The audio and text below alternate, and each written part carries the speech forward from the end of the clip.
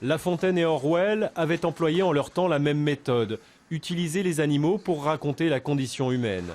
Premier recueil de contes publié, Amir Ferri entre dans la grande famille des écrivains alors qu'il n'a que 13 ans. Ces histoires mènent toutes à une morale, message de paix, de courage, de respect du vivant, dans un univers extraordinaire ou fantastique. Ce sont des histoires qui se passent à des époques différentes, dans des endroits imaginaires, parfois réels, mais qui doivent toujours ressembler à la planète Terre. Et c'est le but en fait de ces contes, de faire partager à travers d'autres personnages, d'autres univers, ce que notre planète pourrait vivre. Prodige de l'écriture, il faut dire qu'à 3 ans, Amir parlait déjà 4 langues et c'est son père qui lui a appris le français.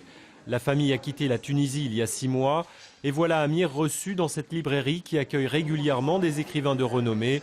Un adolescent ravi de pouvoir échanger avec le public.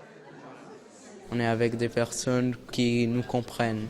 On peut recevoir leurs questions et leurs conseils, leurs critiques, parce que ça aide toujours un écrivain à développer sa plume. On essaye de revenir en arrière sur notre écrit par rapport à ce que nous disent les personnes et ça nous touche. Il y a beaucoup d'imagination. On va dire qu'ils ont cette capacité d'aller dans l'imaginaire, de voir un monde justement où tout est possible, de voir aussi l'avenir autrement que nous. Donc c'était très intéressant à lire et très bien écrit. Tout va très vite pour Amir Ferri.